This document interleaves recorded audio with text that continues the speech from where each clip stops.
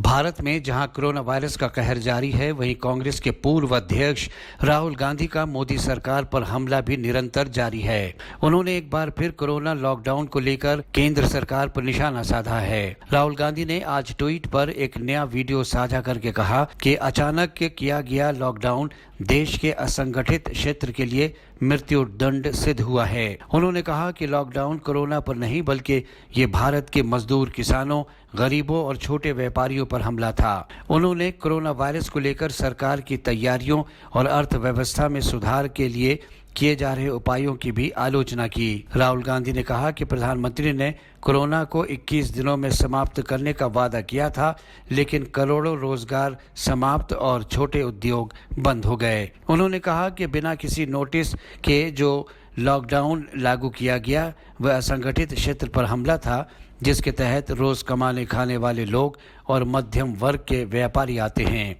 राहुल गांधी ने कहा कि हमें असंगठित क्षेत्र पर हुए हमले के खिलाफ मिलकर खड़े होना होगा। कोरोना के नाम पे जो किया वो असंगठित क्षेत्र पर तीसरा आक्रमण, तीसरा वार। गरीब लोग, स्मॉल एंड मीडियम बिजनेस के लोग रोज कमाते हैं और रोज खाते हैं। जब आपने बिना कोई नोटिस लॉकडाउन किया, आपने इनके ऊपर आक्रमण किया।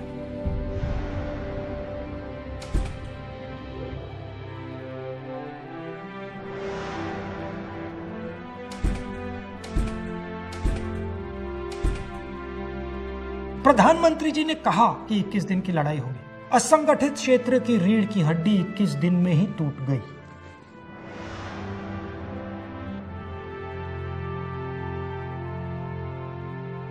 लॉकडाउन के बाद खुलने का समय आया और आप देखिए, कांग्रेस पार्टी ने एक बार नहीं अनेक बार सरकार से कहा गरीबों की मदद करनी ही पड़ेगी, न्याय योजना जैसी एक योजना लागू करनी पड़ेगी, बैंक अकाउंट में सीधा पैसा डालना पड़ेगा। नहीं किया। हमने कहा कि स्मॉल एंड मीडियम बिजनेसेस के लिए आप एक पैकेज तैयार कीजिए, उनको बचाने की जरूरत है, बिना इस पैसे के ये नहीं बचेंगे। सरकार ने कुछ नहीं किया। उल्टा सरकार ने सबसे अमीर 15-20 लोगों का लाखों करोड़ रुपए टैक्स मार दिया। लॉकडाउन कोरोना पर आक्रमण नहीं था, लॉकडाउन हिंदुस्तान के गरीबों पर आक्रमण था, हमारे युवाओं के भविष्य पर आक्रमण था। लॉकडाउन मजदूर, किसान और छोटे व्यापारियों पर आक्रमण था, हमारी असंगठित अर्थव्यवस्था पर आक्रमण था। हमें इस बात को समझना होगा, इस आक्रमण के खिलाफ हम सबको खड़ा होना होगा।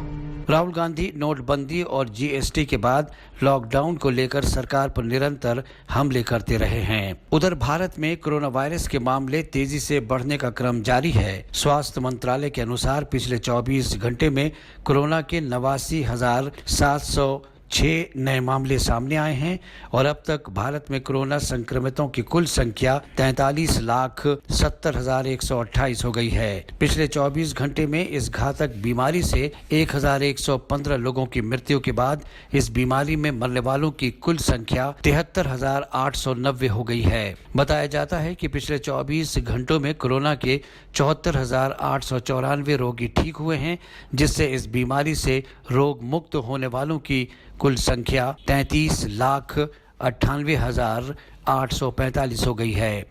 अमेरिका के बाद अब भारत ऐसा दूसरा देश बन गया है जहां कोरोना वायरस संक्रमितों की संख्या सबसे अधिक है। भारतीय आयुर्विज्ञान अनुसंधान परिषद की ओर से जारी आंकड़ों के अनुसार देश भर में 8 सितंबर तक कुल 5,18,04,677 नमूनों की